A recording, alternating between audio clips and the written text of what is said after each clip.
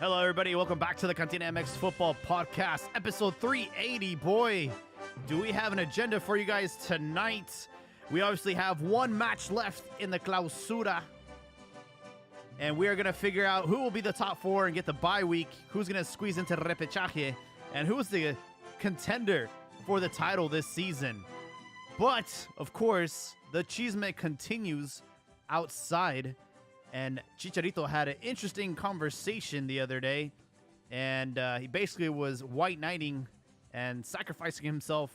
And we're going to talk about a little bit about that and why he ended up getting basically blacklisted from the national team. And then also some pretty epic news in Serie A. Napoli are very close to clinching a title, and Chucky Lozano is going to be part of a historic title run for them. I'll explain why it's so important. Before I go any further, I just want to let y'all know we are on Twitter Spaces and on YouTube chat, so hop on, feel free to speak up. We'll get to you. We want to hear from you guys, the fans. Joel and my good friend Super Elbow on the podcast tonight. How we doing, boys?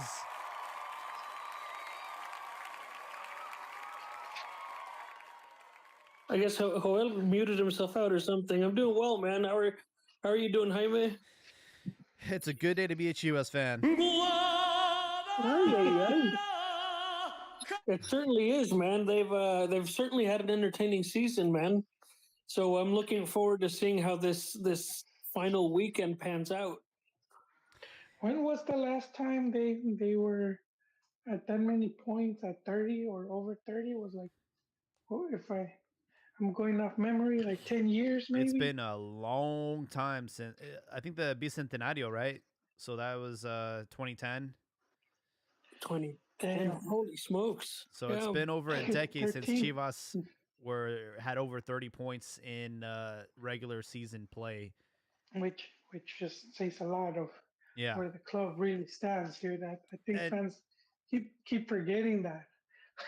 You know, somehow. Think about this, guys. I mean, they could win. Are they playing Saturday or Sunday? Saturday, right? yeah. Saturday. So they could win Saturday and finish in fourth with 34 points. That is correct. Because Toluca has no, actually, they have Toluca's fourth right now. Yeah, Toluca has 29 points. They're in fourth position. Chivas have 31. America has 31, and Monterrey has 37. So Monterrey has secured first place. Everybody else has not secured a position yet. Pachuca still has an opportunity to climb into the top four. They have 28 points as of today. So, yeah, it's going to go down to the final game. And what happened to all the games being played at the same time, man? I missed that. That was fucking bananas. Same. I don't know. I don't know why they kicked that out. Yeah. Seems like a lot of match fixing, if you ask me. When you play all the games at the same time, you can't do that, you know? You figure out what happens aftermath. Shit, dude. I will say this about it's much Chivas. difficult. You know, when Hierro took over and we got rid of Pelaez and we hired this coach that I had never heard of before, I was very skeptical about the project just because we didn't really bring any refuerzos. And it's like, how can you get any positive results out of these bums, these tomato cans, right? And like, you know, towards the beginning of the season, they start winning some games. They actually started clinching some of these matches that they had previously like messed up, like leg matches, like they couldn't just close the show, right? And little by little, I started to believe in this team, but still very skeptical. And like, I'm at the point where I'm like, damn, bro, this guy is just like proving us all wrong. Like he can get like a positive result with these guys. They are playing great soccer. And it's the same team. It's majority of the same guys from last season and the season before. So like, what happened, right? Because they always talk about coaches that, hey, like you need to know the medium, right? You need to know the Liga MX. You can't be an outsider and just come in and start winning because you're not familiar with the playoff situation, Liga situation, the language, the culture, the players. And this dude is just making everybody eat crow. So what's up with that? I don't know. I think go ahead, Joel. Go ahead. No, I was just gonna say really quick. There's been other coaches that come in and done well. I think that's always just been a media talking point, and it just gets repeated so much that then the fans start saying it. It just has always been one of my problems with Mexican journalism. So I feel that they do a big disservice to the Mexican fan in general because, not only you get that information, that's sort of how you learn about the game, especially if you're new to it. You start learning about the game, and it's like you, you're learning all these like talking points that are pretty much clickbait. They don't really they won't really like or rarely do like a study and show you like, oh, these are the stats because that could be done very easy. This is the stats of new coaches that come in, how well they do and whatnot. And so I do feel that that's just something that gets recycled. I feel like they have like a board with stuff like that. And so it's no news day. They just throw darts. Let's see where it lands, and they just go with that. There's a few others, that gets repeated, and then like like qualifiers should be easy for Mexico. Stuff like that. Jaime, I think one of the things that, and again, this was in the preseason during a chat with Profe Juan. We were discussing the preseason a little bit about how he really stuck with some of the youth and some of those guys that have been around for a few years and a veteran or Yeah. two here and there, right? And during the preseason, they looked like there was pretty decent chemistry, right? Uh, Vega wasn't there, Jota wasn't there, and at that point, Pocho wasn't there. Right. Uh, and you know they got Pocho, and he seemed to be a nice addition to that. He seemed to mix in well, Oh yeah. and that chemistry was good. And again, not having to play without Vega and Jota for a while, they really were able to gel. And once you put in Vega, Yeah. it really helped out a lot. I do think that Pau, what he has is that he has a little bit of that Almeida thing going, where he probably knows how to talk to the players and keep them upbeat, right? He has a little bit of that rah mentality that just knows how to communicate with these guys, and it seems to be working.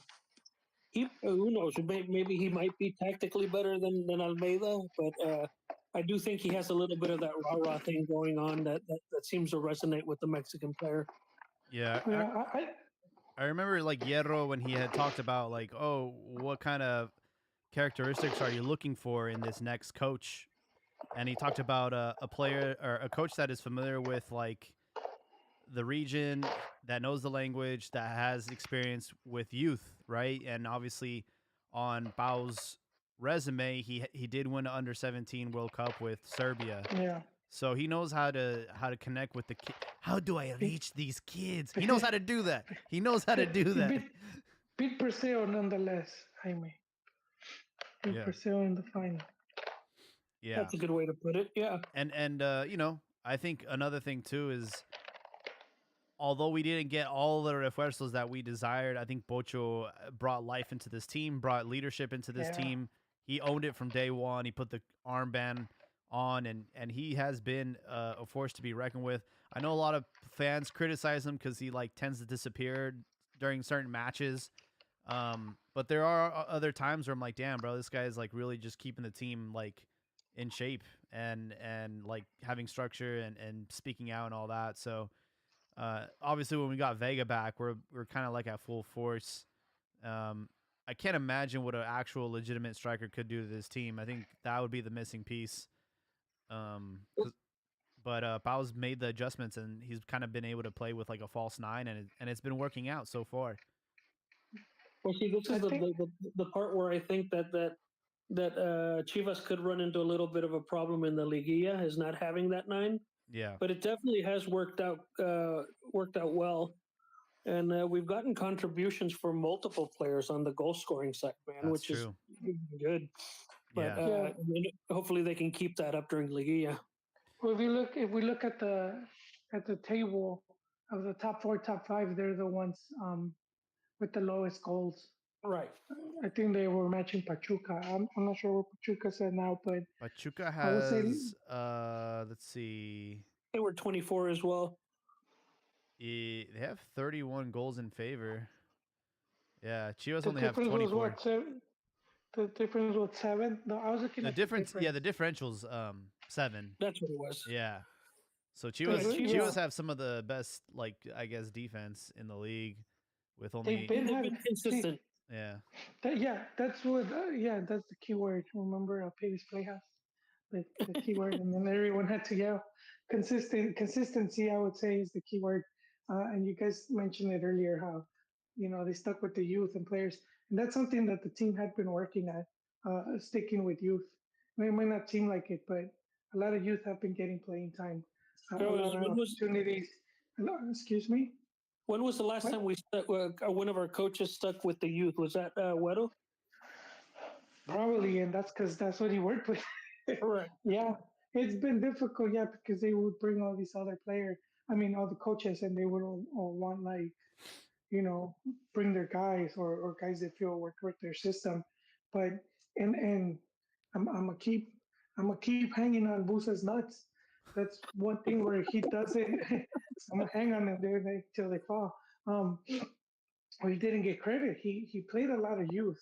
I had the stats saved, but I don't have them right now. But he mainly got criticized because he didn't use some of the fan favorites like Beltran, and there's some other guy. But regardless, he was still using a lot of players. The amount of playing time he was giving them, um, and I think not just him, but just the whole club in general to have stick with that, which was the goal for the club. It wasn't him that said we're going to do this. This was part of the goal. The club set up by Pelias and some of the other people that are in there, which was of course obvious because it's like we're having difficulties getting players, so we're just going to have to form our own, and it's not an easy task.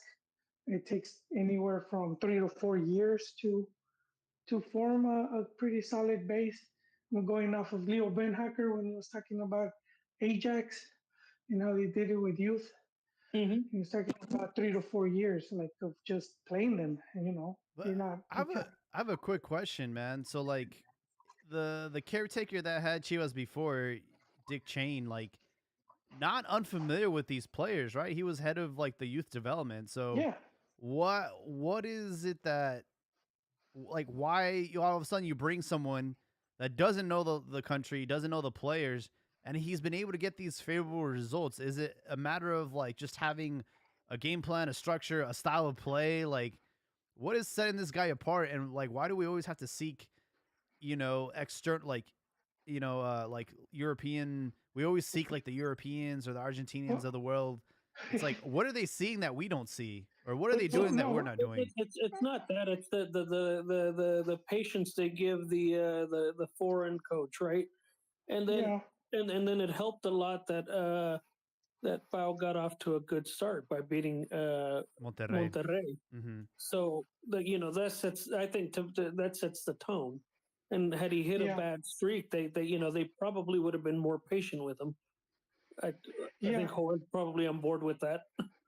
I am, and the thing is, he didn't inherit a bad squad. That's the other thing where people make No. it seem like Chivas was trash. Like, I mean, Karen, obviously they weren't getting the results we would like as fans. They weren't finishing atop the table, but they weren't getting exactly washed on the field. They weren't getting beat.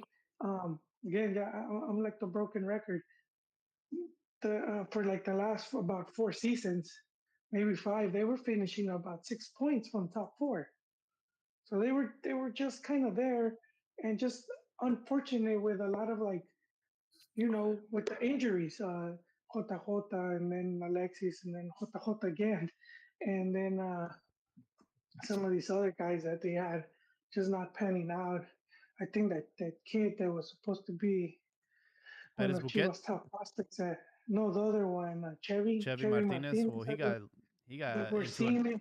a really bad accident, or not accident, but Damn, pretty bad injury. twisted up. Yeah, Yeah, because we were beginning to see him, and then all of a sudden he disappears. So that was like with the club, and I thought the club like you said, Akodo, we're missing a player like Pulido. Ocho Guzman. They would Pulido too, a striker. They still are, but I'm talking more like in the Oh yeah. wanting to captain the team and Mm-hmm. having that mentality. And of course, he's gonna have it. He's won at Pachuca. He's won like what 2 titles, I think. In the first one, he was like he scored the winning goal, I Mhm. believe, against I can't remember, was it Tigres? But I mean, so this is a dude that he knows what it is to win, and he's played at Chivas before, and he's played at Pachuca, so he kind of has that already mentality of like we got this, and I think that How, was missing as oh, well. dare you say the word grit? Yes, that's the word I was looking for. Correct the mundo. Yeah, I think that was lacking, that leadership and having that grit. Um, so No, I really do think that but mentioning Pocho being a leader on that team is key. When was the last time we had a legit leader? we didn't. Probably. Even Pulido didn't I would want to say, be it. yeah, Pulido wasn't the guy. Like for me, He's like Ramon Morales was like the last legitimate captain we had. Yeah, I agree. Yeah, I like Pulido because he would a lot of times in those big games he would like shine. Yeah. He would like stand out, but he had made some comments about like oh the squad like sucks. They need to bring players. we he says we need it. He said something along the lines of like we need referentes or something like that. And I'm thinking, my guy, that's you. Yeah. You're that dude, man. You, and I think that's the difference between like him and like Guzman, where Guzman was like, fuck it, On like my the back. yeah, like Chapulín, dude, síganme los buenos, dude. Yeah, We exactly. got this. And this dude was like, well, I know I got this, but I don't know about you guys. You guys, you guys kind of suck, and you're bringing me down. And that was kind of it, like going off of some of his comments. I was at an Earthquakes game a couple weeks ago, and I sent you guys a picture of Pulido right Oh, there. really?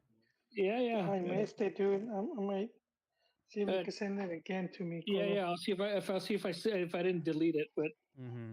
yeah, he got pulled halfway through the game because of an ejection, but Oh, I see. he certainly didn't look like he wanted to carry the team on his shoulders either. Oh, okay. But I mean, that was one yeah, of the that was reasons why they brought in Peralta, right? Like, yeah, yeah. it was the gamble, and you know what? This is the thing, because I know we all hate, goddamn, I forgot his name already. Higuera, we dislike Higuera. This is what he did, and that dude was shady as fuck. But that was like a gamble he took, and I can see why he took it. Um, but he took the gamble with Bully, and Mhm. it paid off dude, because the amount of money they paid was insane. No one was gonna pay it. But he Was was it like 18 million or something like that? It's yeah, like because he 17 or paid something. he had to pay both Olympiacos and Tigres. Mm-hmm. Shit. And so that's why it was double, dude. Like they all wanted a fee, But and it paid off because Puli was key in that title win with against Tigres. yes, sir, yes, he was. And but this is the thing, and people forget again. He had only played like 14 games in 2 years Yeah. in Greece. Like he wasn't playing, and they hadn't even when the season started or season or it was starting. They didn't even register him for Champions League. They left him off the roster. This is So true. this is a dude that was like they just saw him as backup. And Damn. and so for this dude to take like he took that gamble and it paid off, Yeah, a for sure. massive gamble. He's the And Mexican Cristiano Ronaldo. He's Nah, worth every cent. because I don't know. I mean, except in talent, probably in taking care of his body and Looks, stuff. talent, shots, everything. Pulidios. Pulido. Yeah. Yeah, no, I like him. I wish, This does go to show you what leadership on the field does do for a team too, man. but what, just really quick, because since you're on it, that was the other thing why they got rid of him because he was just a bad influence, and you Who? wanted someone. Pulido. I don't know if he Like was a just bad fucking influence. around. I know that it was Oh, dude, it came crashed down the to car, all right. So this is what it blamed came his down to. primo. It came down to him and JJ Mack. It came down to that. Yeah, but that was the thing that supposedly JJ Max said, I'm not returning because I think that guy was controlling the locker room. Yeah. And he's like, you know, He had to pick he him. had He like had to the pick mean, between, the mean girl squad. yeah. I know, but if you have like a player that team is losing or they can't even get their shit right, and this guy is like crashing his car, getting his cousin to take the blame, doing rap videos, type of crazy shit, starting shit. And then you Wait, got you like talking someone about like Jake Salcedo or Pulido? Sounds like you're talking about Pulido, man. Salcedo. No, probably did the same, but no, I'm talking about Puli because he did all that stuff. And then, but you have JJ Mack, who's like, he kind of has his goals set, and he's like, he wants to go to Euro national team, and like his mentality is more like focused. And if I had to choose, I would do the same. Well, it No, depends on it sucks. perspective. It came to that, huh? Depends on perspective. You could say he has the same mentality as Michele Año, but Michele Año gets called a clown. No, but I mean, but JJ Mack was a dude that would like, you know, he was diligent in his stuff like training, eating, and all that stuff. Because that's something that like a lot of the Max players don't get criticized on, where it's like they don't like they won't care too much on their like form, like they'll eat whatever, dude. Jota just wants to be a pro is the thing. Yeah, he was very pro about it. I don't know who they were saying that had to eat the gancitos after every training. Okay, That would be me. That would be me too, dude. I'll have a little tilera. Put these in the freezer, dude. Man, you guys are funny. I want to address something that happened in that Chivas Cruz Azul match that I thought was pretty funny. Obviously, the antagonist of the match was Uriel Antuna, and I was really upset about that goal, not because of him scoring, but because of the two mistakes. Right, Chicote just kind of like not paying attention, just letting him run wild and losing his marker, and then the other side with Wacho always doing that one blunder, and he came out when he didn't need to. He gave up the first post, and Uriel scores the goal, and he's like celebrating like a madman. I understand like scoring against your ex, it's like a big deal and all, but after the match, you end up losing it, and Tuca Ferretti just roasted this guy. I loved it, man. I wish somebody would have broken his teeth because I hated that toothy bastard. Damn. Feel like dangling a carrot in front of his mouth. But damn, man, no, I'm glad Tuca roasted him, man. You celebrate when you know you're gonna win, man. You don't prematurely celebrate. There's still plenty of time to play, and Tuca knows Chivas has been decent this year, right? Good for a couple goals a game for the most part. But that's the thing with Antuna, right? You celebrate a shitty goal and then disappear completely. So screw him. Yeah. A player that should have never left Chivas, by the way. We should have Piojo and Antuna. We shouldn't have to trade one for the other. And I agree. it's one of those national team presence too, Jaime. It's like that. Chivas Yeah, has exactly. to have that national. Chivas, especially as a club, an all Mexican club, that should be one. And I'm pretty sure it is. Primary goal to always have about 4 or 5 said Pulido players. was a bad influence. Antuna was a bad influence. He had them all drinking Tamarindo Smirnoff or whatever. Damn. Yeah, I was fine with Antuna going. Well, I mean, if he was doing that, you then deal with that off the field shit, bro. You let these fuckers play, man. Whatever they do outside the field, like whatever, dude. It's like I don't know, like that whole that whole shit blew up in Peláez's face, man.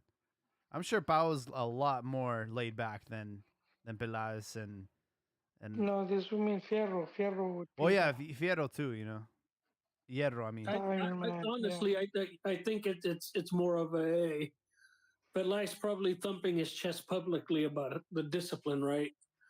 And somebody like Hierro and Pau probably letting these guys know, look, just be professionals about the shit that you do.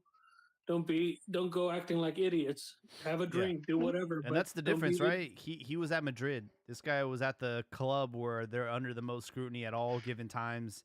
They want to avoid scandals at all times. So I'm sure Hierro like told them, hey, like this is how you do it, like on the down low. Like confiscate everybody's phones. Don't let anyone, if you're gonna do shit, just don't get caught, you know? I'm sure he gave him like much better advice. What's like going if you go out with some work friends and you go get drunk and act like an idiot, man, somebody's going to tell on you and say that you're acting like an idiot, right? Yeah. So it just comes down to, you know what?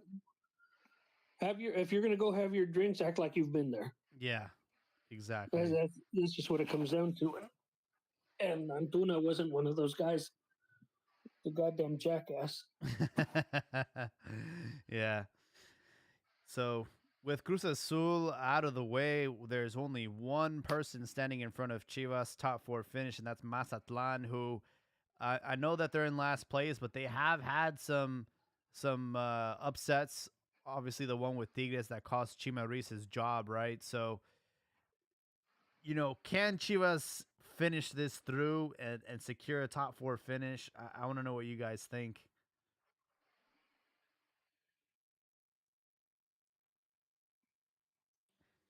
They can, but do you want them to? I kind of like the drama of repechaje, Bro. having. Why you want a week off? You got used to it, dude. You're like the battered wife. He loves me. Won't leave that guy.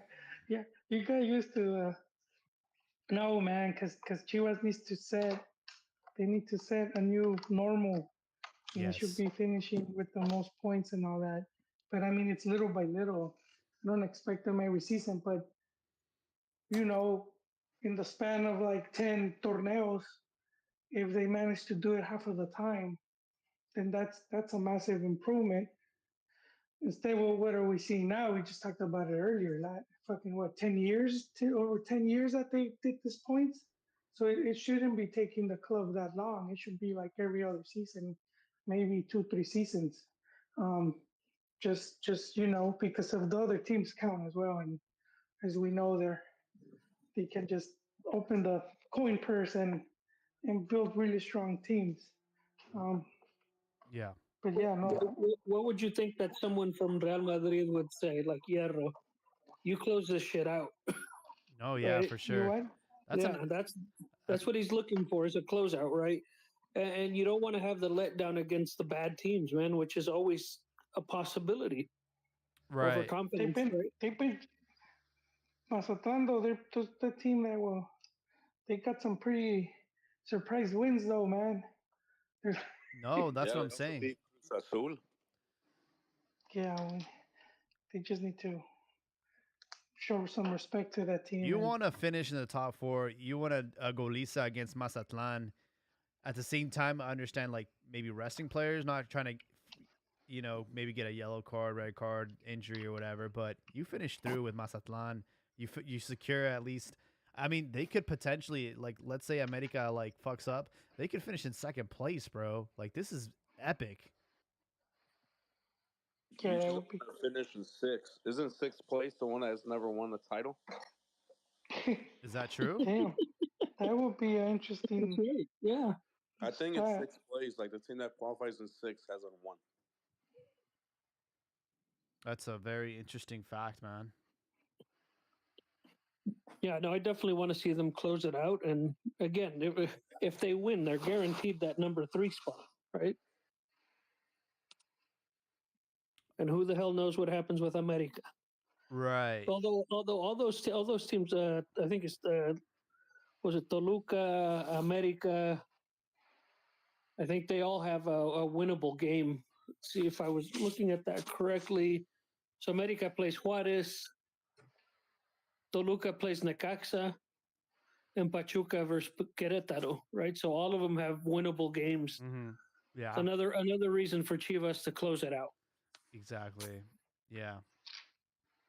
Yeah, you set the tone. You get a couple days, like a week rest. You watch everybody else lose their shit in a one off game, and you get to sit and enjoy and study your opponents, I guess.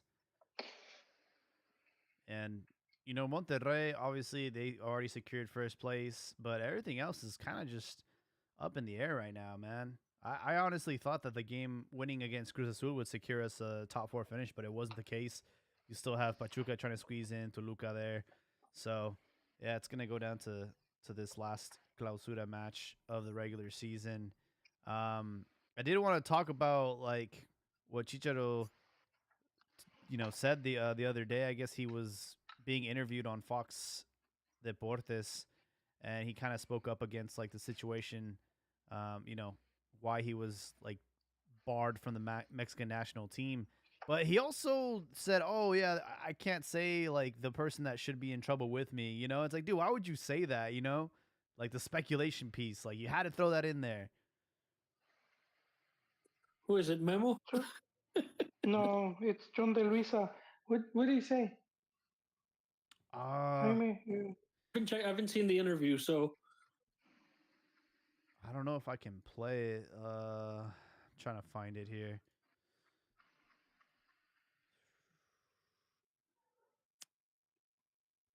Let's see. Oh, hold on.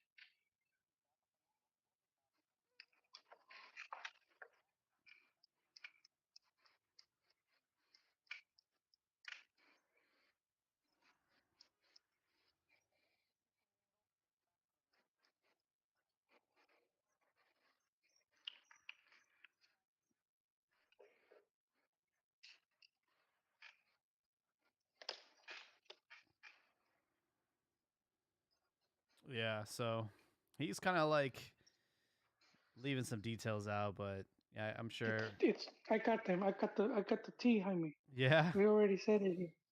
Yeah, that dude broke the news. It was like a year ago. Rafa Ramos. It was from when they snuck in those girls to the training camp, yeah. but they took him. They had them on the same flight and on the same hotels, Oh, and and so what this guy says supposedly is that because the guy, remember, the national team guy that's in charge of like booking that stuff got fired, right? he got like thrown So, under the bus, right, or whatever. or just fired, well, fired because I mean, I don't think he was thrown under the bus, just being a dumbass, because it's like you could listen to the player or you're gonna go listen to the person that signs your checks. Yeah, Maybe he got starstruck or whatever, wanted to be Chicha's friend or something. He wanted to be invited to the after, but supposedly he changed the flight seat of John De Luisa's wife to put oh, to make room for the girls. Probably gave her a better flight, but the fact that they had to tell her like, "Hey, you're in another," you know, and if you're like John De Luisa, you're one of the higher ups, you're like, "The fuck," you're gonna be like, "What the fuck are you doing?"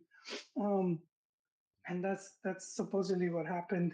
but I he do he tend to did not believe act that. alone, right? So there was a partner in crime, and he didn't want to Oh, mention who it well, that was. was well. So from what this dude said, he said that the other players went to the Luisa and were like, you know what, that was fucked up, and they tried Oh, they and the Chicharo was like, nah, dude, this you're overreacting, and I so see. that's what happened. And now they're talking about him returning, and well, who who just left the national team? Well, Luisa. Luisa, he Yeah. just stepped down. So it's like, all right, Cheech, your thing's open again. They do I need don't him. know, but if you listen to the interview, he said that there was somebody else, but he didn't want to throw them under the Yeah. bus. So it's assuming that there's a player Another or player. I somebody think else it's guilty. Guardado. It's not. Yeah, it's not like the guy or something. There's another person of high ranking that's guilty as well, but Chichep, according to him, took the full blame. Yeah, we probably just doesn't wanna, going off of the everyone else went to sort of to apologize, and that he was like, you know, that No, I he think just felt he the didn't know. a married player that he didn't throw under the bus, so he took the blame since he was already going through a divorce. No, Yeah. yeah, yeah, but I'm just saying why only Cheech got, why only he got like banned from the national team.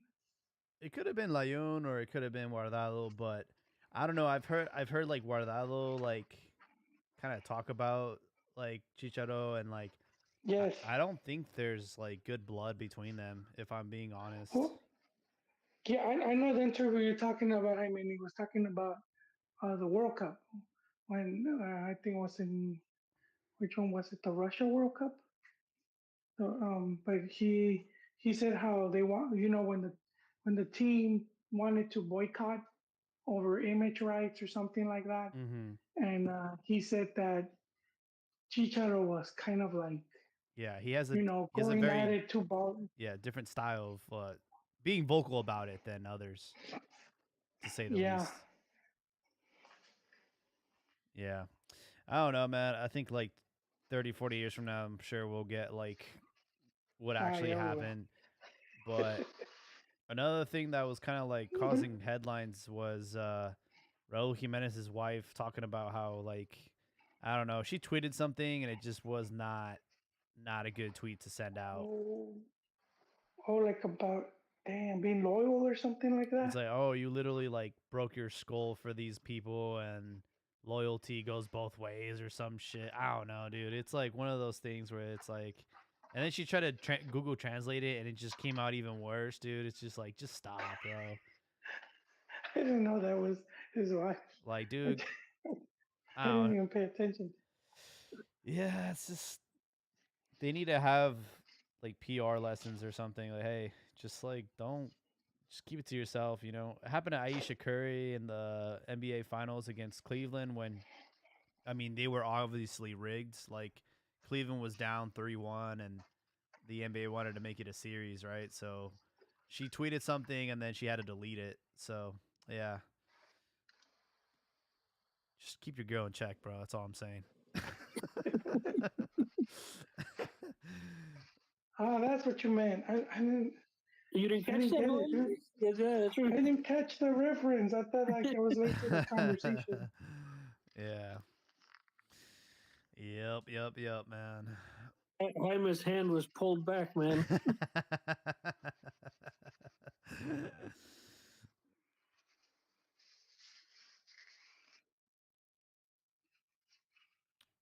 We did talk about the USA Mexico game the same day it happened.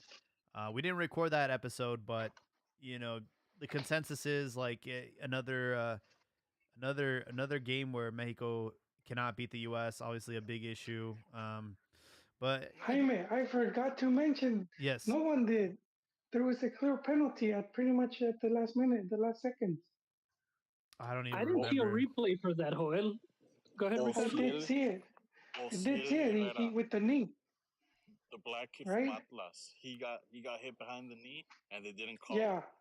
they didn't call it. Not even bar. Oh. Not even bar, dude. So That was now a. the USA's anti-black and anti-Mexican.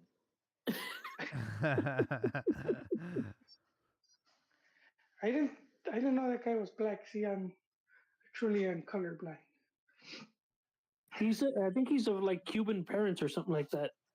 Really? His dad was a triathlete in the Olympics. Oh, cool. Damn. He We need to represented Cuba. They were talking we about need to Oh, start. did on the he? Fox Chivas needs Sports to Did he channel. start Cuba. deflect? What was that? Did he like deflect? Yeah, I think he Nothing. defected. He just went to Mexico and he found someone to fool around with, I guess, and he came out. I think that should be Chivas He's project, like he, long term, like bring some Cuban just for like breeding, get some nah, athletic dude. women. We don't Just need we need Cubans for baseball like Arena, but we need like Brazilians. We need Brazil. some. We, No, we had that, man. We had Giovanni and Nah, he was Bruno. trash. You know who's working out for us is the Argentina Mexico combination. Those babies are doing pretty good. You got Sante who, Jimenez killing it. oh, but Santi he's go Jimenez RG. came out, and his idol is El Bofo. Oh yes, that's another big. Wait, what happened? So Santi was on a Instagram live with his dad, and his dad was asking him a bunch of questions like, "Hey, how do you feel about the Dutch league and how it compares to the Mexican league?" And he says like, "Hey, look, like on any given day, you match up the America versus Feyenoord, Chivas with Ajax, and so PSV with Cruz. It's like you're gonna, it's a flip of a coin. Like either team can win. The difference lies is the level of intensity and consistent level of intensity week in and week out, and they play obviously more matches every 3 days because of whether it's Europa League or whether they have double headers because it's a long season format. So he said that's where the difference lies. I think that's probably a fair assessment. I know Joel for a long time has said that the Dutch league is the Mexican league's on par with the Dutch league, but Yeah, well, maybe I was he's going. right with the intensity. Well, you know what? And I was going off of Ben Hacker. You just I mentioned him earlier. You just brought it full circle because he came to Mexico twice with America and Chivas, and as always, the media likes to compare, and he said that he said that they were just as good, if not better, than the Dutch league. Jimenez was making a lot of sense up until he mentioned the word Chivas.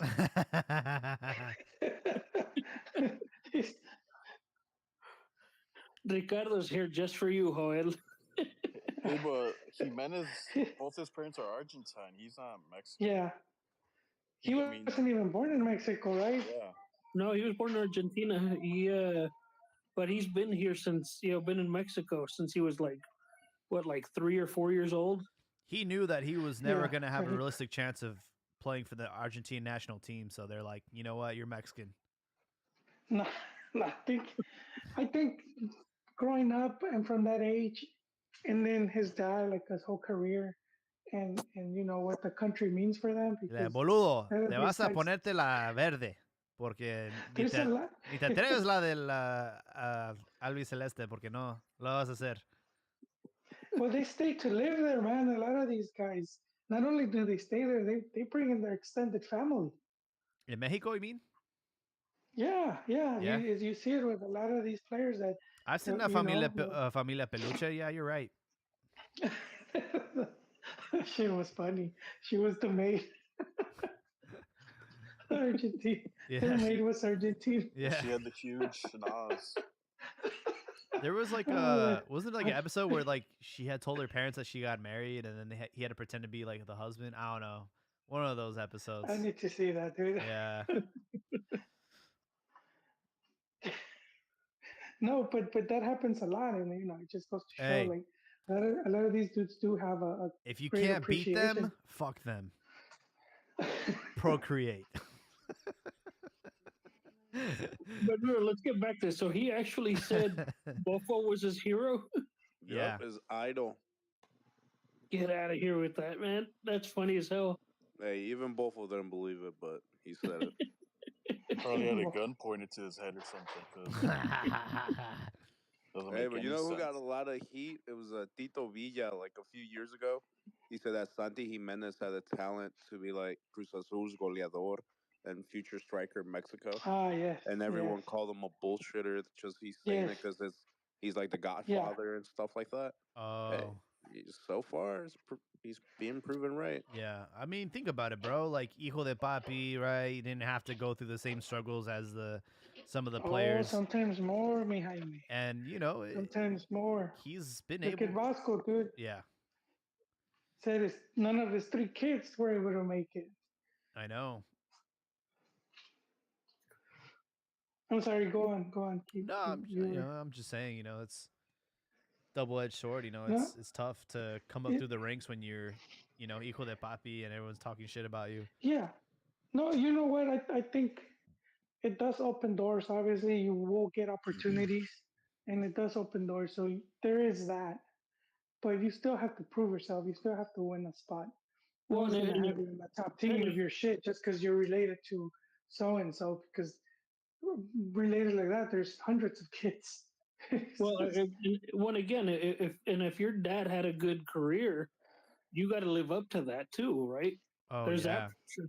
Yeah, Who was yeah, it? because the Pelaez kid, Yeah. yeah, Hugo Sanchez, his kid and his nephew, Pelaez kid, he's like a scout. He works with him. He didn't really, he didn't really make a career playing. There's a lot of players, not a lot of players, a lot of kids like that. They were, Benjamin sons and they just Galindo's didn't. kid, Who? Benjamin Galindo's kid. There's another one. Oh, that's right. That's right. And Chivas didn't hold on to him. No, Um, no. he got I he think the got only lucky ones that that have lived up to the hype is those Maldinis. The Maldinis. Really? oh man, yeah, Yeah, like kept in the same grandpa's tree. son, grandson, they're all ballers. Oh Yeah, wow, that's Paolo good to hear. Maldini was. Hey, I Damn. like watching that guy play. And you know what fucking sucks? Because they would have taken 206, and he's like, "Nah, man, I'm retired." And I was like, "Dude, you picked the wrong year to like turn that down because he would have had that World Cup right there medal, dude, hanging next to all his other medals." But yeah, what Yeah, a great player that guy was. absolutely. Yeah. What else is on the docket? While we're talking about Italy, let's talk about Napoli. And I got to spend some time in Europe. I went backpacking, had a little bit of a sabbatical, and my favorite part of the trip was Italy. I spent a month out there, between Rome, Florence, Milan, Genoa. But honestly, out of the entire trip, the part that I felt was the most Italian was the South. Spent a lot of time in Napoli. Got to see a couple games out there, and just the passion they have for the club and for the region. And they told me like, hey, look, we hate the North. Like, we absolutely hate the North. Or that's where all the rich people live. Like, we're the working class, the lower class, and this is our club. This is our, you know, they love the club more than they love like their country, man. It's insane, dude. For the national team. Yeah, like Maradona, like was getting Yeah. cheered on, and he was when Argentina was playing Italy, like they were rooting for Maradona, dude. Like they didn't care. Yeah, so it's like they have a legitimate like passion, and for them to clinch a league, man, it's incredible. Like it's been a long time since they've done that, and since Maradona probably was at the club, right? Yeah. So Damn. yeah, it's a big moment for the people of Napoli, and for Chucky Lozano to be part of that, I think that's incredible. Another country that we've conquested, right? I don't think we've ever had a champion in Yeah. Italy. No. Nope. No, we Spain, haven't had very many players over Germany, and Holland. Yeah, and England, they. Oh yeah, in England. I there. In think Spain. Spain. what's his name? Rafa Marquez like 2 years, but he was playing at one of those relegation bound teams. Yeah. And that's it. Some of these other players that have gone were there for like a season or half a season and then just left. There was one of them that surprised me. Ended up going with, I don't know if it was Pete Altamirano, um, one of You those dudes. you went to Italy? Huh? PT went to Yeah, it Italy? was a, Yeah, dude, and I think he had like an Italian passport, or it was like a double. What the f? You just didn't expect it from this dude. I hope I'm not getting it wrong. Let me ask I'll the look it up right internet now. about. I don't see that was Nah. Layun who went to Yeah, No, I know it Layun was went. Layun when he was in no, that was Atlas. before Layun. No, There's, it wasn't Piti though. No, it doesn't say that. Nah. Was the Was it, team Milan? no, AC? it was. There was a player from America, I think, that went to Milan, a striker. But man, Hmm. he landed there when that Milan was like the monster Milan with all the Dutch guys. He Oh, was. I think he went to Atalanta. I mean that's that's Layun, Layun. man. Yeah, That was a you. yeah. Oh, when he was in Veracruz. He was Yeah. in Veracruz, right? Yeah. Veracruz, that's who he was with. Yeah, not Atlas. Am I Uh, thinking someone else? we have Tom. I think if I mentioned, I think he mentioned before he's Italian, so I would like to hear his take. Yes. The Paisan.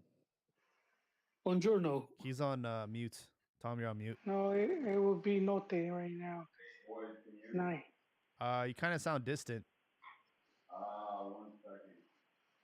Yeah, you sound like you're very far away from the mic. All good in the hood. I'm glad Ricardo's on. We can talk shit about America. How do you guys? How you Hey, guys? can you guys hear me? Oh, there you go. Let's Yes, go. yes, perfect. Love to hear the Cheeseman Liga Mix. It's like a novela, right? It never It is too. it's it's fun. Sometimes better than the game itself. Yeah, the Chisme. Dude, It the guy that usually is. you're talking about, no shit, you're gonna get fired if you're booking your what is it, your boss's wife plane ticket, and Yeah. you're putting her on a Spirit airline ticket, and then now you're wondering what happened to your job, right? But I think Jaime was mentioned. That's cool that you got a chance to go to Italy and experience it because in many ways, I think that the Italian league, different styles of play from Liga MX, but in many ways, culturally, it's there's some resemblances to Liga MX. I think you're mentioning like the southern part of Italy often is like viewed like blue collar, poor, Mhm. right? And then you look at Liga MX, kind of, you get the same thing. The further south you go, the people kind of had the same mentality. And Yes. for Darker skin and all that, and that's darker yeah. skin, maybe you got some arguably against Italians. You can say that like there's some African heritage there from people that come over. It depends what you ask, but uh, yeah, for Chucky Lozano to be part of the Napoli team, I think it's a big deal. I think it's a big deal not only for Napoli uh, to have won, right? I think Maradona was the last time or one of the last times that they were on top like that. And for Chucky, I think it's good to be exposed to be around players like that. And if you talk about like Mexico, I think that oftentimes you look at we make a big deal about losing to the U.S. because arguably it is a big deal, but it's a numbers game, right? If you just have more players playing in these leagues, exposed to different play styles, different other high caliber players, your chances are better. So all in all, I think it's a good thing. Also, like we talk about the puto chant in Mexico, right? Yeah. There's a lot of creative chants in Italy. I'll just say that, and it's interesting that we make a big deal about it. But I think it's a good thing. I'm glad you got to experience it. My Yeah. dad was a Roma fan, Oh, so okay. that's kind of like middle of the road. You know, if I had to liken it to Liga Mexi, maybe like I don't know, like one of the Monterrey teams, maybe kind of like correct me if I'm wrong. Monterrey's kind of middle of the road team, right? Historically, I don't know what their Historically, yes. yeah, Currently, no. yeah. So kind of like that, but all in all, I think it's good to see Chucky be part of that. I think it'll help for the better, hopefully. Yeah, we'll see. You know where the novella takes Chucky after this title, because I know that these he has been criticized in the past, and he was Napoli's most expensive player. So I could see them trying to kind of offload him in the summertime, and he does have a very good agent. So we'll see what happens. That's why one more thing with Coca, Diego Coca. Correct me if I'm wrong. His style is with Atlas. He's more park the bus kind of junior, right? Park the bus light. Yeah. I don't know if he's been able to. I haven't watched the games during his tenure with Mexico so far. So you guys can educate me. Has he been able to implement any of those tactics, or no? I No. honestly think for Coca, it's a little too early to tell. I didn't think Yeah. with the local based players that he used. I thought the second half against the U.S. wasn't bad, aside from giving up that counter goal. But I think it's a little too early to tell whether you know Yeah. It's only been what 4 games, but he hasn't had the team long enough no. to really implement something. And it's funny because he's only had the team for that long, and they're already firing him. That's the thing. The interesting thing, if the only reason I bring it up is I don't know if this Coca guy is influenced by like the Italian style, but like the catenaccio, right? Like the like the tactical chain, boring, park the bus, wait for your opportunity to strike. That kind of lulls you to sleep a little bit. If he wanted to do that with Mexico, I don't know if the fans or people like that are used to watching a certain style of play would be okay with that. Would be patient enough to endure that. And to be honest, to implement a style like that, you have to really commit to that. It takes years of committing to. Because one thing is, looking at Mexico from like outside in once in a while is, I think one of the inconsistencies or one of the consistencies with Mexico is the inconsistency, if that makes sense. Like there's always a new person and there's always a new style. Like why not hire from within? What's his name? Almeida. He's kind of a meme coach, right? He's like a meme coach, but one of the things, whether he meant it or legitimately or not, he would always like do that cheesy thing and say that like the Mexicans' biggest problem is not believing in themselves. So I would like to see Mexico hire a Mexican, right? Somebody that knows the Mexican players, knows the Mexican game, whatever style they implement. Like it would be nice for them to stick to it, and not change and sway back and forth because that does have an effect.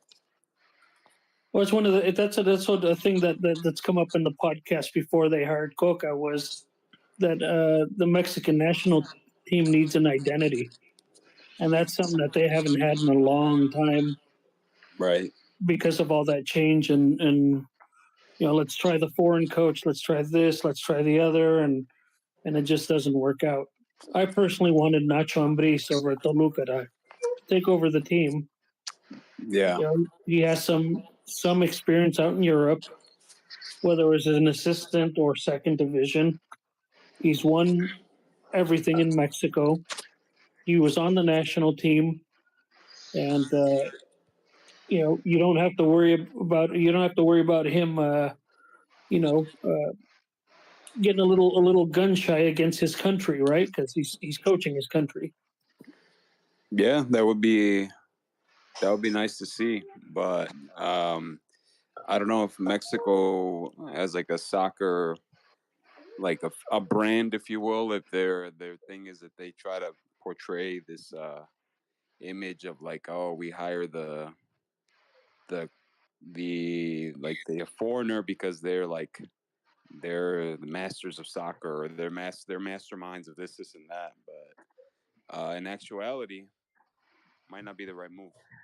Oh, I think there's a bit of an obsession with the Argentine coach, Yeah. Yeah, and I don't. they're flavor of the month, man. Yeah, There's a obsession with Argentinos and everything from the chants to how fans should behave to players to coaches in the league to coaches in the national team. Everything. Coaches that win chocolate cups.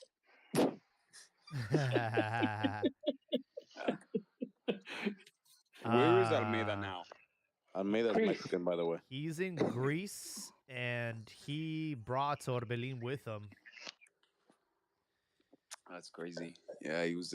He took Liga MX by storm. Yeah. That guy. Did he? No, no, he had like one good season where the team won It the was definitely some doblete, luck, right? and then, well, they gave him a really good team. The team, they brought in a bunch of players that were league champions with Pachuca and León. Now, Joel I'm hates trying on to. Almeida but praises Busa.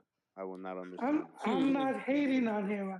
If Hate, no, hate, because if we hate. look, no, not Has hating. I never just has think anything to say positive on Almeida. He won like what I, I, I five I still finals no. I in actually 7 games.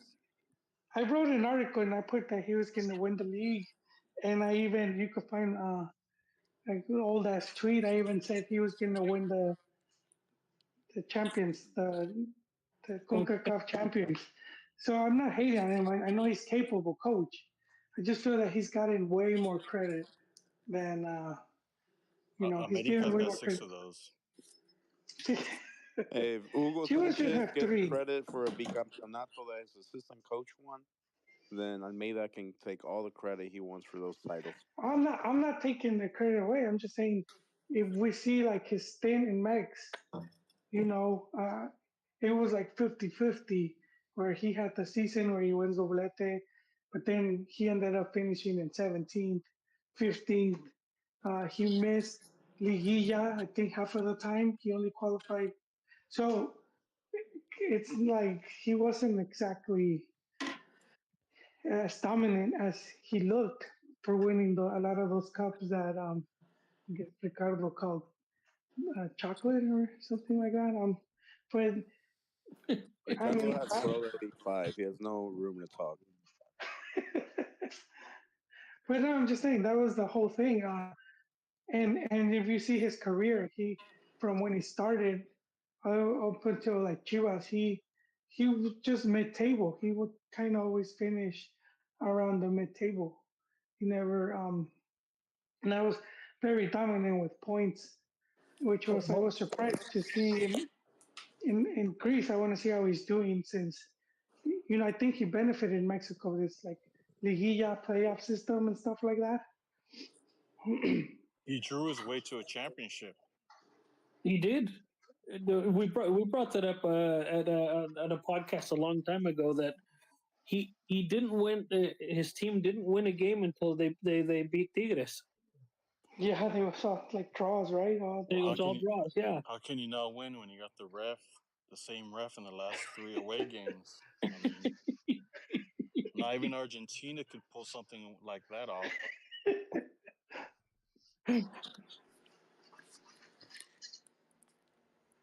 That is interesting though. How the Argentines have been. They've been pretty popular not only in Liga MX, but even I think in MLS or yeah here locally. You're starting to see them pop up everywhere. So I don't know. It's the outcome of winning a World Cup, right? It's like you got to get yourself an Argentine coach. Maybe you'll win something. And that's why I didn't want him to win. All that post World Cup propaganda, you, you saw even Mexico fed into it.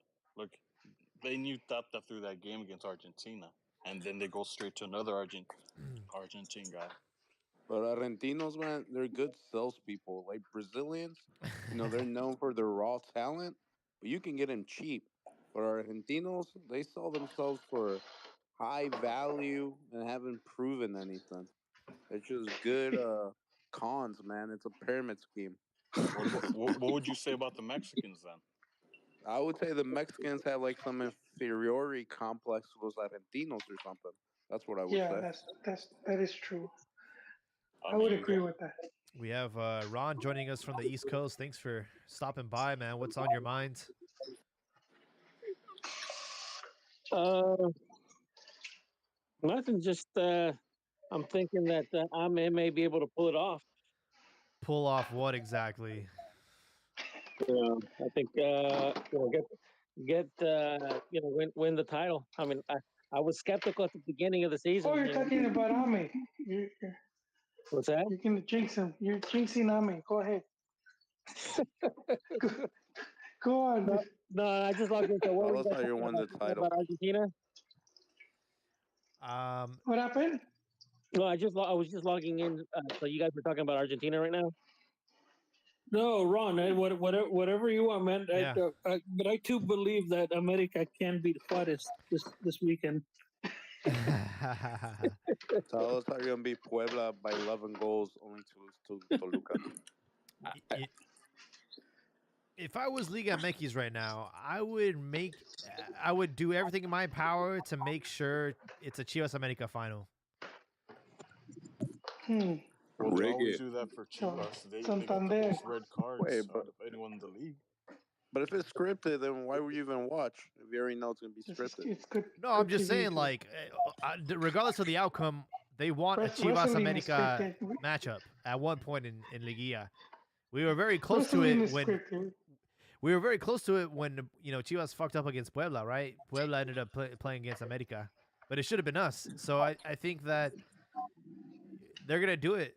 They're gonna try and figure it out. It's like the Yeah, dude. ratings, right? Like in baseball, whenever it's Yeah. Yankees, Red Sox, that's Yeah. viewership goes up crazy. Similar to how they made sure Argentina was gonna make the World Cup final against France. I mean, that was That's true. that was pretty good scripting. Random, That I have a was random, tough, random thing. I just remembered that. I don't know if you guys talked about it. Did you guys catch that? There was like a clip on Twitter about like some rowdy fans. I think it might have been Tijuana Leon. There was like a Oh yeah. There was and there was yeah. like some dude getting kicked in the head.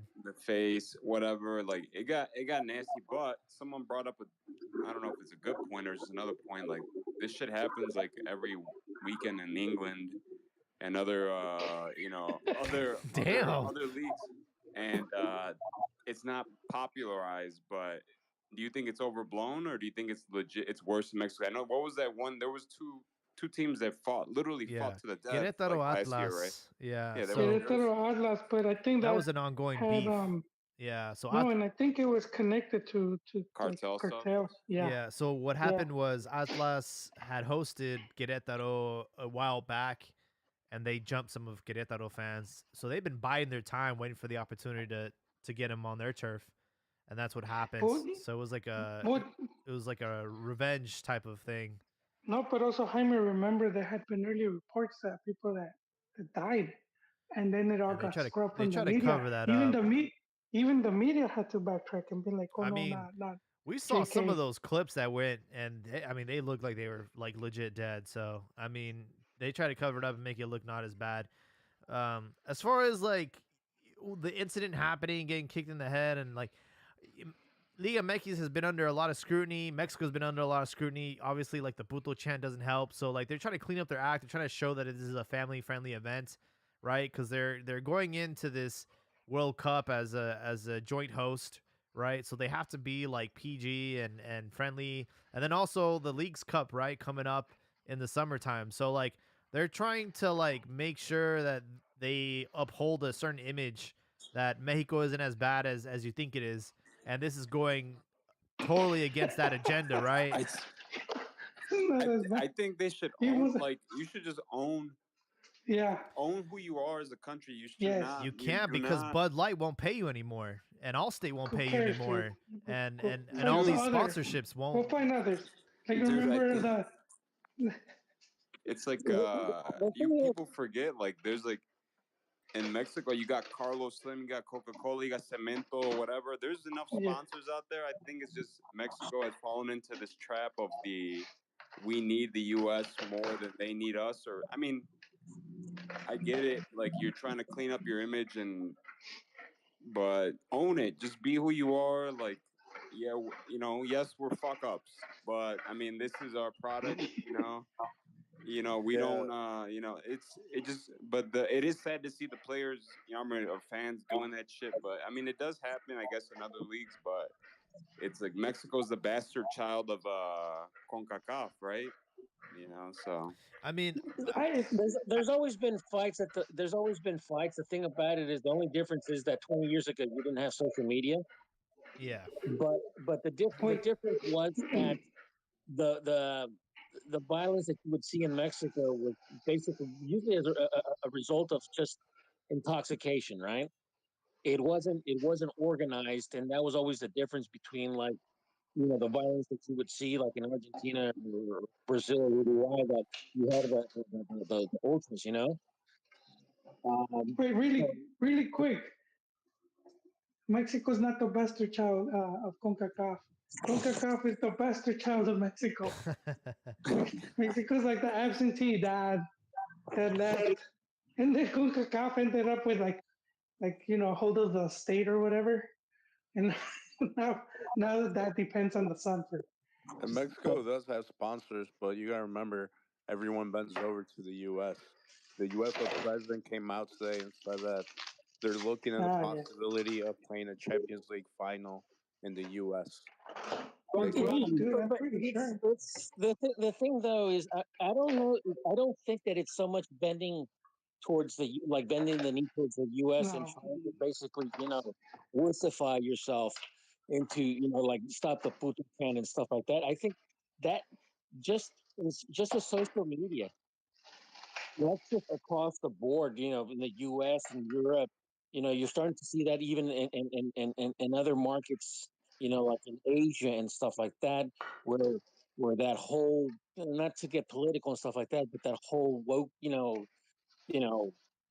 social, stuff is taking force, taking place, and unfortunately, I think Mexico is just reacting to it. Just the Mexico in general, but the league more precise.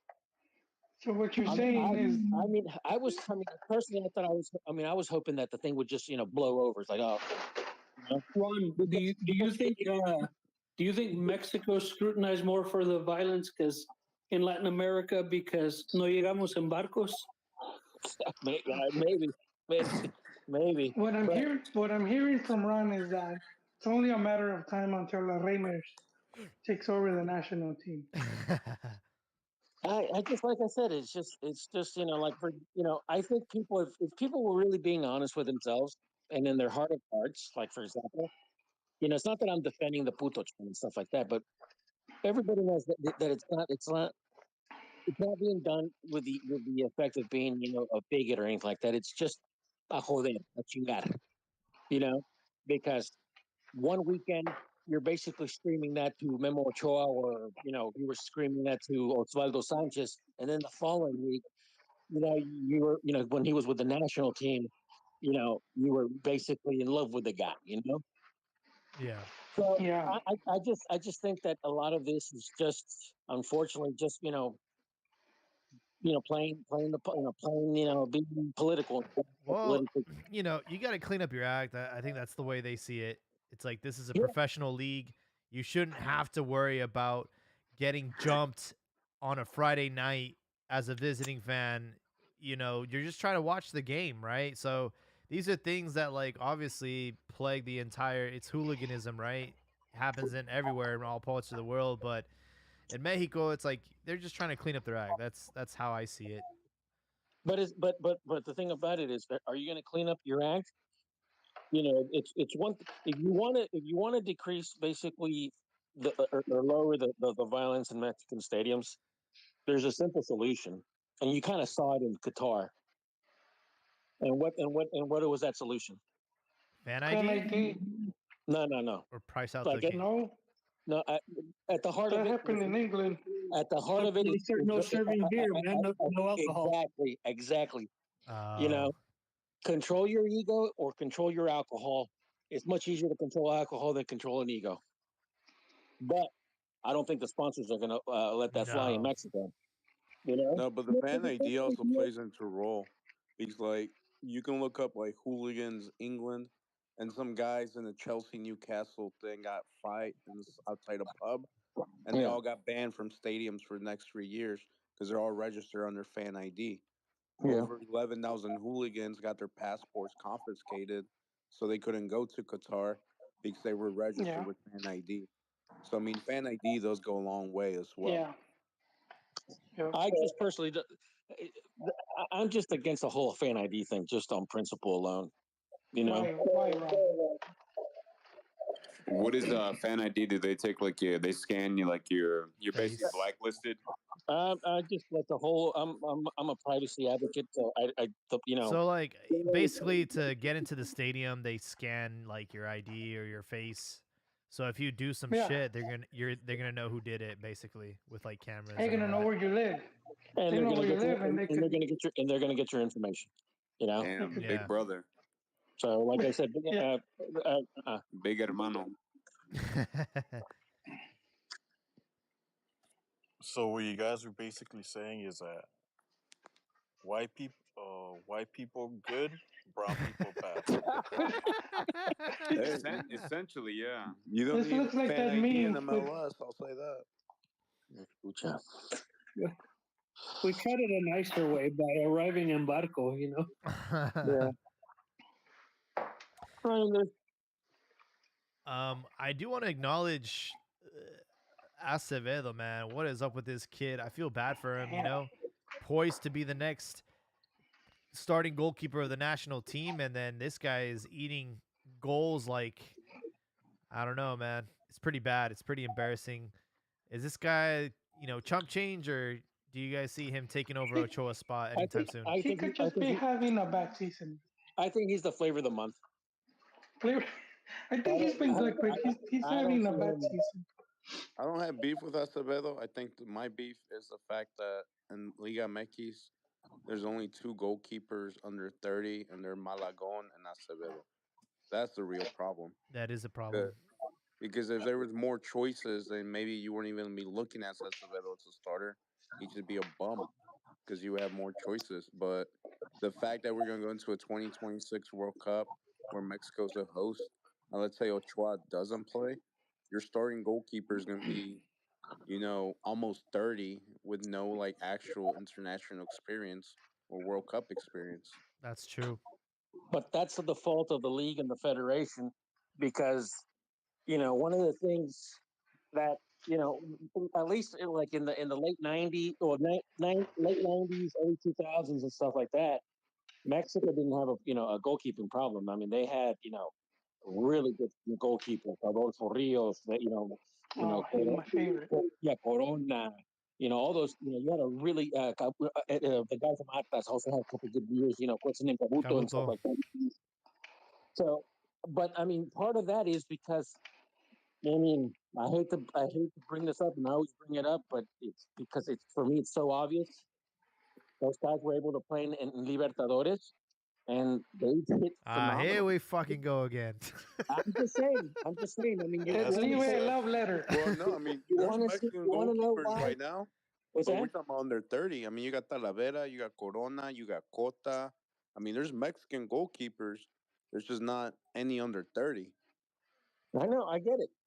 But the thing about it is, back, a couple of years back, a decade ago, you were able to see players, play in the league and also international, and you would see who would step up. So, right now, it's just I really don't see past what's his name. I think what's his name, Acevedo. I mean, I think he's good, but I go back. He hasn't really been tested. And how do you test him? He's William Yarbrough with long dark hair, man. Damn. Yeah, I see Acevedo play. He like throws himself for the picture on every dive. Anything he could simply stop, he just throws himself for the picture. Yeah. I just think it's the hair flowing in midair and everything. That's a $9 million player though. Hey, when he comes to Chivas, because we're gonna simp out and get him, you'll hear the narrative change. It's one of these things. So Ron's right with the goalkeeping situation. What's going to be a big disappointment is if they go and naturalize a keeper to to play that spot, man. That's going to be really disappointing, especially with the type of history that Mexico has with goalkeepers. Naturalize Volpe. He can stop goals and And he scores score. more goals. He scores more goals than Linus. You get 2 out of 1. I felt that one coming already. Omar. We all saw the memes. I think Linus, Piojo Alvarado, and there's one more player have the same amount of goals as el de Tigres, ¿cómo se llama? Córdoba. They have 2 goals combined, all 3 players. And Volpe has 2 goals this season. Damn, bro. Sorry, I'm Are you playing okay with? solitaire. Damn, playing when you take solitaire. the seed out of the avocado, man. Sheesh. I'm playing. Shit, I was playing solitaire right here. Sorry. Yeah. That's all I had on the docket tonight. I don't know if you guys have anything you guys had you wanted to address on this podcast. I just want Oh, to do you say, want? when you guys were talking about Chucky Lozano, I realized that Chucky Lozano's a pecho frio after the Napoli exit in Champions League. Oh. Because after the game, they asked him, how he felt, and he said that it's soccer, it's part of the game. You win some, you lose some. Just got to go out and try to win the next game. And I was like, what the hell, man? Like, for Napoli fans, if they heard that, I feel they'd be like pissed. That's what And then that's why they want him out because of then the that other exact guy, comment. kind of whatever his name is, man, he went online and said, "Watching those tears in your eyes broke my heart. I promise I'll come back and try to bring joy to you once again." I'm like, that's a real guy who feels his shirt, who wants to win for the fans. And then I was like, Chucky, man, you're a petrol frio. No wonder you're not doing anything with Mexico. Like, you're just here collecting the check. Oh And my then that's why god. when you came to Mexico after the game, he's like, the fans should cheer for us and support us. The fans don't got to cheer for you for shit, man. You got to earn that. Mm, I'm not about to go and slander Chucky Lozano, bro. not right now. You don't want Nah, to man, jinx I'm it. saying he's Nah, a I'm not on You're the petrol so hate. frio. close. I'm not on the I hate. love it. I love the representation, but you can tell why he's not that next level because he's a little petrol frio, bro. Ah, He's a little man. messy. He's probably our best player. Who's our best player He right could now? be a lot better. He could be a lot better. There's always room for improvement. I want to see, Jaime, if you could play the clip of Vasco Aguirre talking about players. Uh, let me see here.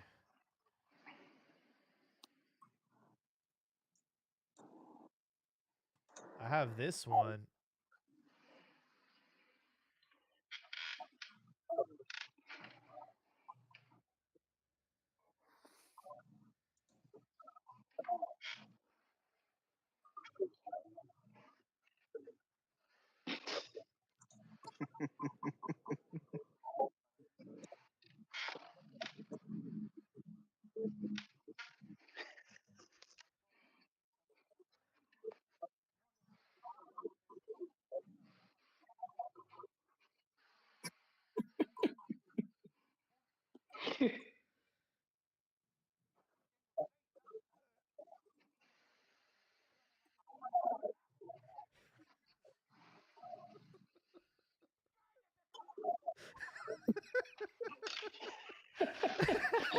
Dude, Bro. Bro, how are you going to talk about a Duca? What's Huh? that? How are you going to talk back to Duca? That guy's an idiot. Just shut up. Dude, Duca is a beast for that. I'm trying to find the clip. Let me see. Oh, and what do you have kind of the gist of what Vasco had said about the players? yeah, yeah, He talked and about I his think sons, right? he's talking about Did his you sons, guys? but he's talking about how they live in a bubble because they don't realize how much money they're making or how they're spending it, and they don't like plan ahead. I feel that's something that happens a lot in Mex. Yeah. Oh.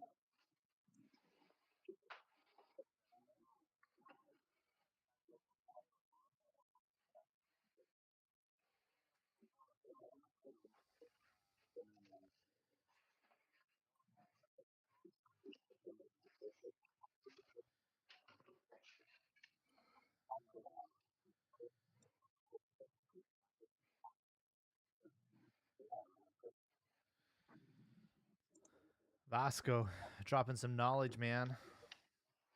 Yeah, I think that's something that happens in the league very often. We see it a lot. There's a lot of these players that just they're like promising, and all of a sudden they sort of fall off, and that's part of it, because they make so much money very quick, and then they're living like a different lifestyle, and But they sort of think they have it made, They lose that and hunger. but yeah, they lose. Joel, Yes, it's funny the reaction from that video and how the press is reacting, at least the press of Mexico reacting to Javier Aguirre saying that. But just a couple of years back, Piojo said the same thing. Like he was saying, like he's telling the younger guys, don't buy a car just yet, don't buy this, invest it, save it, blah blah blah blah blah. And a lot of the press crucified him for it, that he was being nosy, that blah blah blah blah blah. He doesn't, he's nobody to tell him what to do. You remember I don't actually, to be honest. that? But Piojo, he's always caught a lot of flack for his opinions, but Yeah, I do think that happens, and you see it with a lot of these players after they retire, how they're like, you know, um, they're not doing that good. And well, that's they overspent, dude. I've, They have a I've, lifestyle that's difficult to maintain. you know, I've, al- I've always said that one of the reasons, one of the things that it's incumbent upon the league owners and the federation is to have, the Mexican player more professional, and not just in terms of athleticism and that, but I'm also outside Education. the lines exactly, because like for example, I mean, one of the things that the NFL and the NBA they do is they try to basically guide their rookies and their younger players by trying to set them up with financial advisors and stuff like that, and Really? and you hear the rates of these athletes, after their careers over, most of them go bankrupt. Yep. So, and that's with having at least somewhat access to financial freedom that the league and the clubs try to offer to their younger players, because they want their players to be more professional. Now, if the stats are right, saying that the vast majority of them, over 70% of them, you know, at least in the U.S. sports, are bankrupt. Go bankrupt. Just imagine what the ones in Mexico go through. The ones because they're not setting them up with financial planners and stuff like that. Yeah. And most of these players, don't have a college education. That financial planning thing. I think Pulido talked about that. Uh huh. That when he arrived, how they were hooking him up. Well, how they were just more organized. Like they had all his agenda on an iPad and just a lot more structure. Yeah. Hey, you don't need a financial advisor as long as you have Guli Peña's agent. Straight up, dude.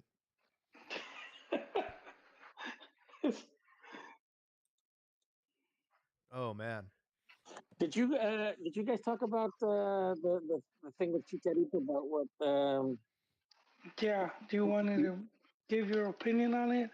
No. So who is he? Who's he defending? What do you think? I don't know.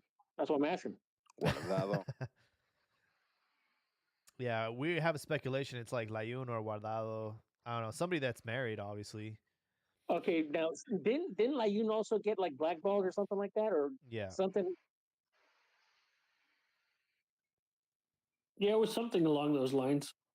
Because I think like prior to the World Cup, I think some of the commentators, I think like for example, I think the guys from Fox Sports, what's his name, El Brailovsky, and also the guy, America's former goalkeeper Celada, the Argentine. I remember they said something. They basically were trashing Chicharito and basically saying um, that he knows what he did. You know, he knows that he's the one that screwed up, and he didn't have really the balls to set the record straight. But they didn't really go, and the guy's basically saying, and this is to me, and I remember I made a comment then was that I thought it was very in poor taste for them to basically side with Tata Martino, but not give out the details of the situation, because at that point it's, dude, you're working for, you're supposed to be now in the news. You know, you're not there to Yeah. protect. What's that? So it's like, if you have that information, well, that should be readily available, because hey, you work in the news now. Right. But like I said, I mean, I don't know, man. It's just, that's what I was trying to figure out with Chicharito. Like, what? So what do you guys think? It's either Layun or Guardado. I think so. I think it was Guardado because they ESPN had an interview with him, and they asked him if they had beef, and he's like, "No, I have no problem with them." But the fact they were asking him and not other players makes you think that there's something there that they know. How Hmm. come they didn't ask Jimenez or like Herrera or other players that had beef with Chicharito? They went straight to Guardado. Uh-huh. Yeah. Yeah. Man, and those factions within the national team, dude, it seems like they've gone worse and worse in these past couple of years.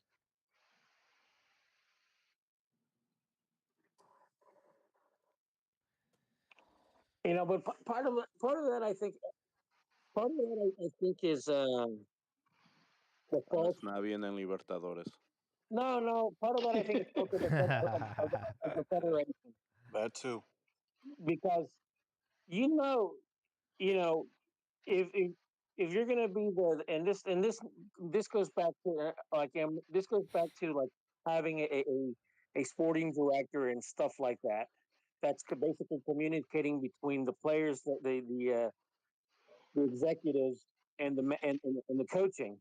So like, if I'm a player, if I'm one of the captains, and the group is saying, hey, we're gonna, we want to have a day off, on this day and stuff like that, because we're gonna train for X amount of days and blah blah blah blah blah. But we still want to have some good time, because obviously, we don't see each other any, as long, players, they like to see each other, and like to, party and stuff like that. So I think that's where the league. I think that's where the federation and the national team. I think they need to be, you know, be more accepting of that. And I think they need to protect those players more from from them, because throwing them under the bus and stuff like that because they want to have a good time and they want to be with loose women. Come on, dude. You know, They would be in that same situation themselves if they could. Ron, yeah, I feel that they do allow them to do that, but the players, I think they got, they got like careless and just almost like if they didn't, no, I get they that, but didn't now, understand. Well, now, cause look, they you got caught like through social media. They've been caught. Just those that got posted through social media, like Was the there whole like allegations of like foul play or like rape or something like that, or was it Nah. just a bad no, luck? no, it it's was just, some girls that were in their Instagram posting like, "Hey, look, we're at the national team." Like, So it sounds to me like Mexico's problem is that they need to be better at just hiding the shit that every club yeah, does. Yeah. Exactly. Just yeah. take everyone's phones, let the side chick come on, put they them they on a need to, separate flight, they need coordinate to, it accordingly, book them in a separate hotel, and send them back home. You know, Yeah, well, they need to have, like, like those CIA gadgets where, like, it basically, like, it messes up, like, cell phone reception, and you can't take videos and shit like that. I mean, that's what it's gonna. I mean, but the point is that I'm trying to make they here need is that, Ron. They need a Winston Wolf.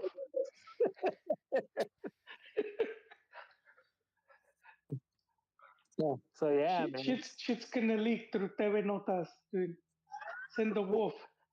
send, send Winston Wolf. Hey, but that's also a problem with having a foreign coach, because you're a foreign coach, and all these Mexican guys tell you, "Hey, we don't want this guy here because of this beef." I'm gonna say, you know what? I'm here to collect a check, try to make it out the group stage. If you want to leave your top scoring guy out of the team for whatever reason, that's on you guys. I'm just trying to have a good locker room, have a stress free job. Uh-huh. And with the Mexican coaches, like, hey, cabrones, we're here to represent our country. Get your shit together. Clean up your act. That's true. Yeah, it is. But see, I just gonna go again with the whole carelessness of these players because quite a few been caught like through social media trying to like hook up, um, you know, and with the girls documenting like hanging out with the national team players. Yeah. So it's like, dude, you know what I mean? Get have an agency then. Get, Please tell me at get, least this time it wasn't a transsexual. Hey, I don't know about you, Joel, but back in like in the Interliga and Copa Pre Libertadores days, when the Mexican teams would go to Houston, and like I saw games in Houston, I saw games in Dallas. You know that there were those women of the night, at the but women of the night. everybody kept their mouth shut. Chicas de la vida alegre. No, you know guys was talking about transsexual. That's how I knew the homophobic chant wasn't homophobic Uh-huh. because Salcido got caught, dude, Maybe like three that should times. be the new slogan. 3 It's like times. Dude, what? yeah, three times, dude. In That's 3 Brazil, too and many. then Hey, it's a lifestyle, baby. it is. And dude, you would think every time he touched the ball, the stadium would just, no, nobody cared, dude. No, nobody cared. He likes chorizo. That was that. Nobody cared. They asked him for the But yeah, location. yeah, three times dude, he got caught in Brazil. He got caught, and then twice in Mex. Dude, even Damn. his dick pic got leaked. Is what? His dick pic, dude. And Oh. somehow it ended in my feed. Jonah dos Must, Santos too. No, wasn't he in that same circle? The I've team. heard, Yeah. I've heard rumors that yeah, he also likes to bash. He's gonna, Nah, Jonah go play Santos. swords. He No, likes not to at double all, dip. man. I remember Well, Jonah Santos uploaded onto his Instagram story that's like just a cover, being bro. with some girl, and then deleted real I have the quick. screenshot of that.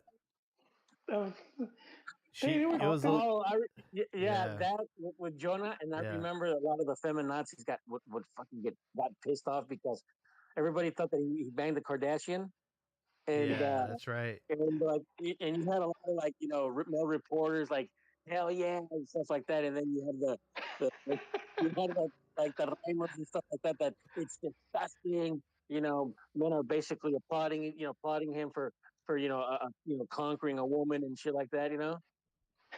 I thought that was hilarious. oh man. Well, he was engaged to this YouTube streamer girl, and then they ended up not getting married, and then she kind of talked about how like he was a little sus, a little bit too friendly with Like, Tiago. why does your breath smells like scrotum? Wait, too friendly with who? Tiago.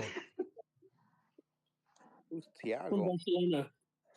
Tiago, his butt buddy at Barca, and then he went to Liverpool.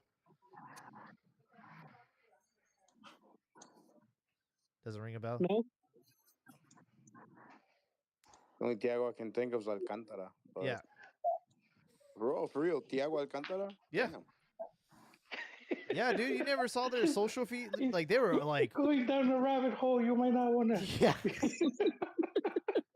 I'm going into the incognito mode. You might,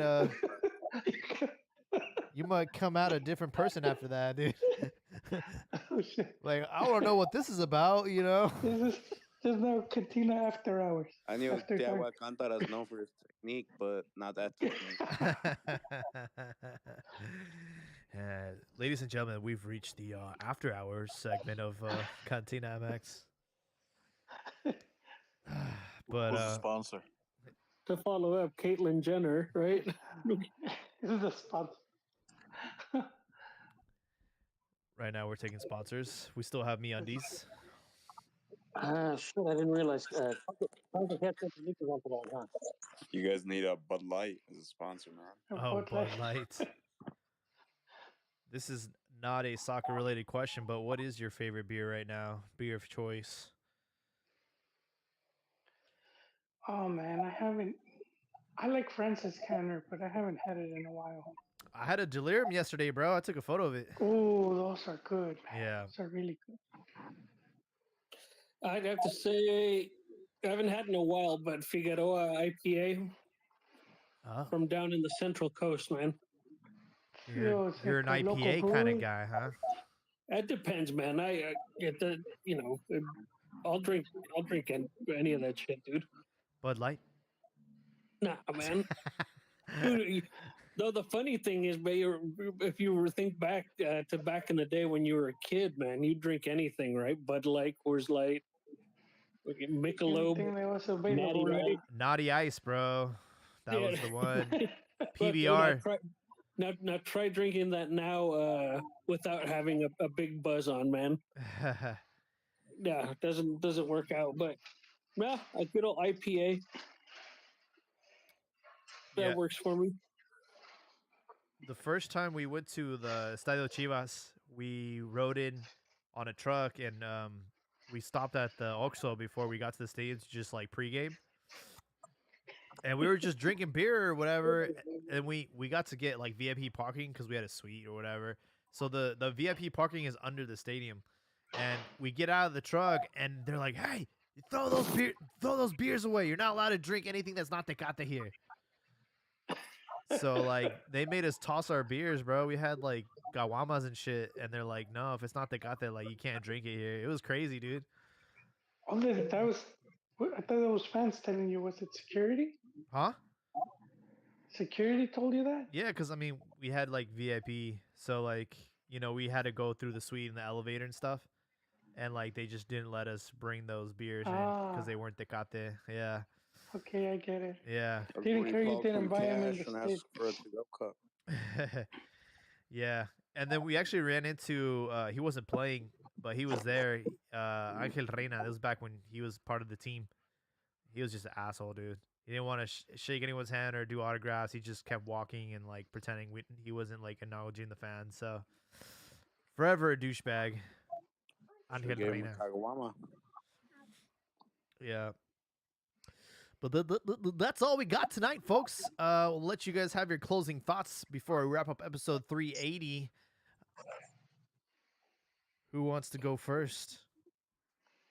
Well, I'll go first, man. It's down to what I said before. Chivas needs to just close out, so they don't have to worry about any sort of downfalls, slip ups. Yes, sir. Close the show, and then lastly, you guys that are joining in and listening later on, downloading the podcast, tell a friend. Tell a family member, tell your suegra, tell whomever, have them join and listening to Cantina MX podcast. Love that. Reminds you of that scene out of was it Friday Night Lights? It's like, go get yourself one of these rings. That's how I feel with Chivas right now. They got to go have that older guy talk to them about winning a chip.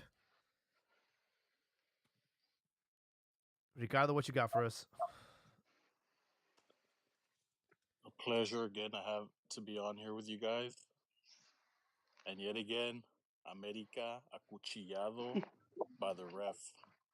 Oh yeah. Clear penalty handball in the 70th minute, but no one's gonna say anything because it's America, and the anti-America propaganda is in full effect, especially now that they're in second position. But yeah, the 14th, /17th is coming home. and I'm just sitting back and enjoying the mind conf esque media manipulation that's going on right now regarding Chivas. I mean, the Cagabolitas FC. They, everyone seems. I mean, if you watch the games, juegan bien culero. I mean, they play real nasty. They got ref help. Real fortunate, but Hey, I'm just sitting. I have I'm a, just sitting back, and I'm gonna enjoy the downfall. why did Achundia go visit you guys? What's up with that? He check didn't clear. What happened? He probably wanted to go see the Azteca, man. Who knows? Oh, Heyday. and Ociel Herrera, he's the next national team winger.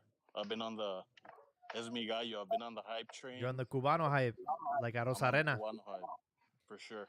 Más cubanos a la selección mexicana, dale.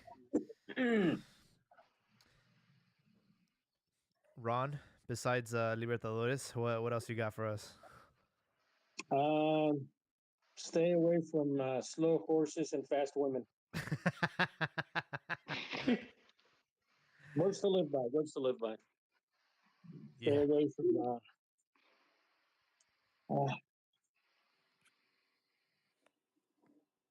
Tom, what you got for us? I just want to spread positive vibes to your viewership and your listenership. Thank you. The takeaway is obviously it's a very entertaining show. Like I said, it's novela, right? And novela every week, something new to talk about. But the message here is that the Mexican player and the Mexican Federation needs to shed the inferiority complex. I'd like to see more Mexican coaches, more Mexican players, bring back more bad hombres. Right, we got no bad hombres on the Mexican national team. We got a bunch of like Petrofrios and NPCs. Like the other caller was mentioning, there we got Chucky saying that it's just soccer at the end of the day, this and that. I understand that's what you think, but it's not really. Especially if you're getting bounced out by AC Milan, your rival. Your fans live and die by that shit. It's probably not what they want to hear. Especially from So the north, bro.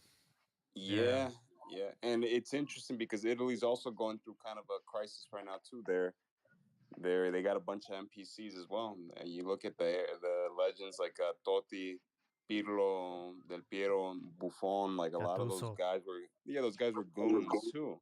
You know,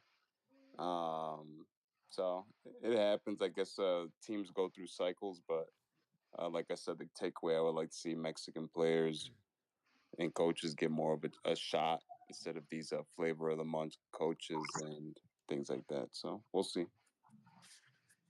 You know, it's crazy. Even with Juventus's point deduction, which was 15, by the way, they're still in third place, man. That is, I know it's crazy. but I don't think that they'll be allowed to qualify for European competitions next season. Yeah. Yeah, that money washing of cooking the books over there is interesting. We'll see what happens. Yeah. Al Pastor, what you got for us, man? With that, adding to Tom's point, I would like to say, Mexican soccer, you can early 90s, 2001s, you can compare it like to Julio Cesar Chavez, like the boxer. And then the current state, you can compare it to, we have a bunch of Ryan Garcias now. So, Oh, yeah, man, it just went downhill. We got a bunch of pochos, soft guys, talking about mental health, how that matters first, and not the real goon stuff. Putting your pride on the line more than anything. And then adding to that Juventus point, Mexico has its own version. Querétaro, they're in repechaje right now, but even if they stay there point wise, they won't be able to play it because they're the last in the percentage table. oh, So yeah, so that's kind of interesting, explaining to huh. people outside of the league how they qualify for playoffs, but they don't because of a percentage table, but there's no relegation. So, welcome to Wow. Liga MX. And then lastly, is It's time. It's time for Chivas. You know, Pano speaks 7 languages, but he also speaks truth. And the truth is that we're going to be champs this season. Woo!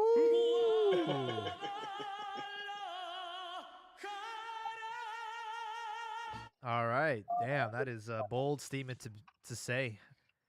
Joel, what you got for us, man? How are you gonna follow up with that? That's a tough one to follow I up know. to. I got nothing, dude. I got nothing.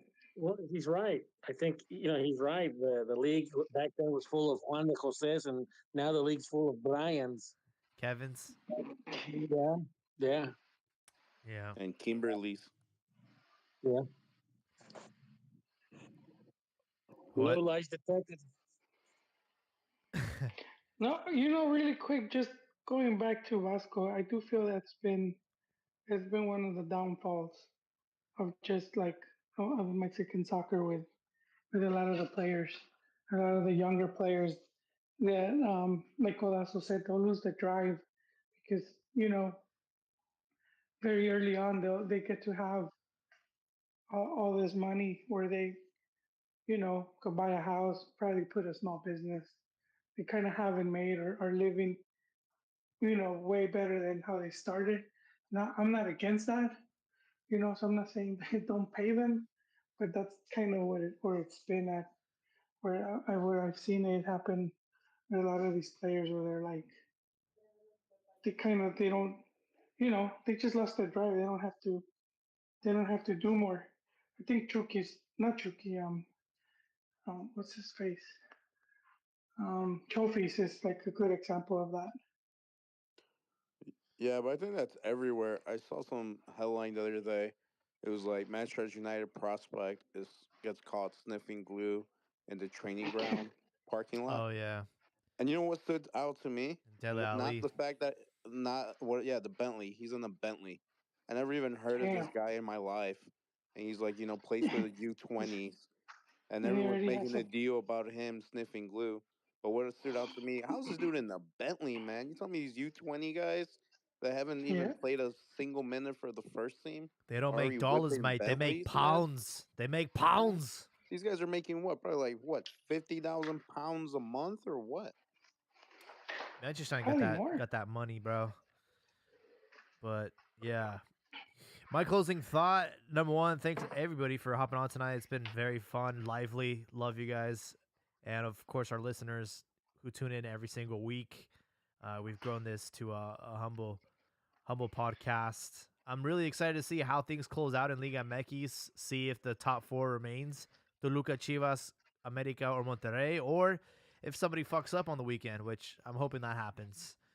And as far as other things in the world of football, I don't know if anyone's watching Wrexham and don't want to spoil season 2, but they fucking did it, man. They're back in the Football League, an incredible journey for Ryan Reynolds and Rob. And I'm excited to see how they do in that league. And if maybe one day they end up in the Premier League, it's a very, very long journey, but really, really proud and happy for those guys, man. Especially because these are Americans. They were skeptical. They didn't think that they had good intentions with the club, and they've turned it around, and they will be coming to San Diego this summer. So hopefully I'll be able to cover them. They're gonna have a really cool friendly against Manchester United. So just one of the happy stories in the world of football. And if you want to hear a sad story, if you have Netflix, Bad Sport episode 3, they talk about the football gate with Juventus. Definitely worth a watch if you want to hear about how corrupt Serie A and Juventus are and why they're the scumbags. But that's all I have for you guys tonight. Thank you guys so much, and of course, we will catch you guys in the next one.